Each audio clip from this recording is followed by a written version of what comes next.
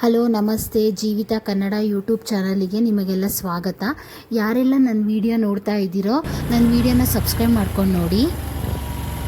ನಾವು ಬಂದಿರೋದು ಈಗ ಸಪ್ತಮಾತೆ ಟೆಂಪಲ್ಲಿಗೆ. ಇದು ಹೊಸಕೋಟೆಯಿಂದ ಬಂದರೆ ಮಾಲೂರು ರೋಡಿಗೆ ಬರಬೇಕು. ಮಾಲೂರು ರೋಡಿಂದ ಇಲ್ಲಿ ಪೆಟ್ರೋಲ್ ಬಂಕ್ ಇದೆ ಒಂದು, ಅಲ್ಲಿ ಟರ್ನ್ ಆಗಬೇಕು. ಅಲ್ಲಿ ಮೇಲೆ ಕಾಣಿಸ್ತಾ ಇದೆಯಲ್ಲ ಅದೇ ಟೆಂಪಲ್ಲು. ಒಂದು 4 ಕಿಲೋಮೀಟ್ರ್ ಬಂದ ಮೇಲೆ ಅಲ್ಲಿ ರೈಟಿಗೆ ಟರ್ನ್ ಆಗಬೇಕು. ಅದೇ ಸಪ್ತಮಾತೆಯರು ಟೆಂಪಲ್ಲು.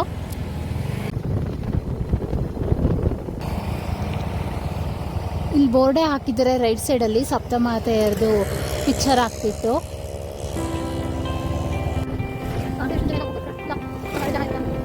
ಮೇಲೆ ಹೋಗ್ಬೇಕು ನಾವು, ಬೆಟ್ಟ ಮೇಲೆ ಅದು.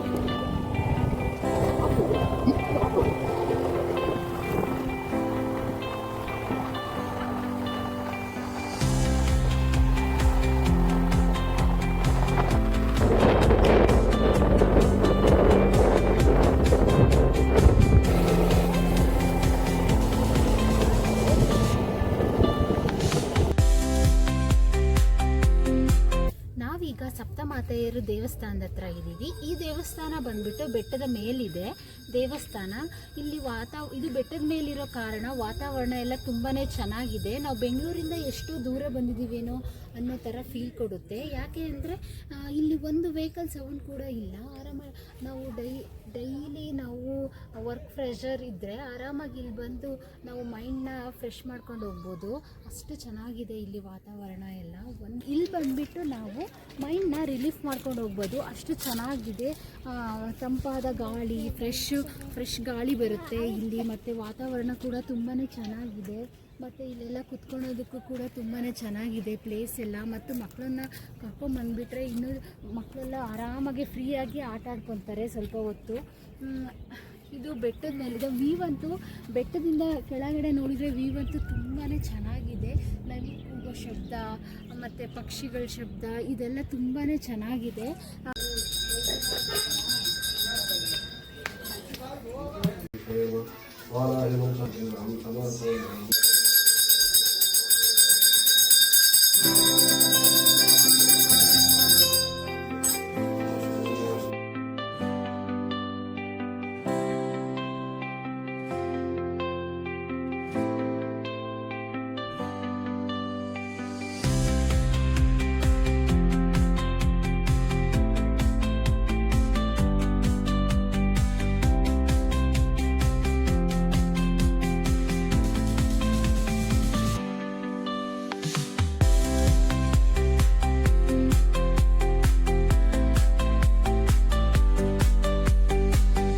ಇದು ಬಂದು ಹೊಸ ದೇವಸ್ಥಾನ. ಇದಂತೂ ತುಂಬಾ ಚೆನ್ನಾಗಿದೆ ಈ ದೇವಸ್ಥಾನ ಬಂದು.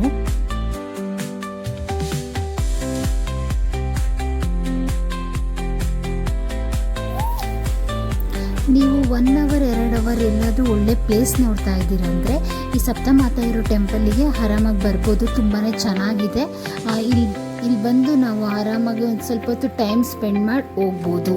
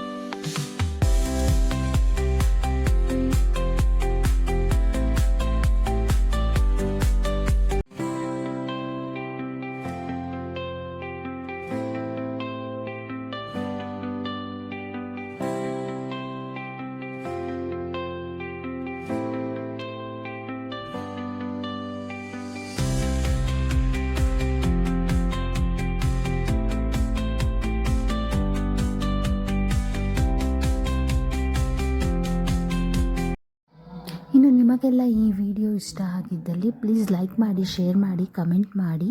Thank you.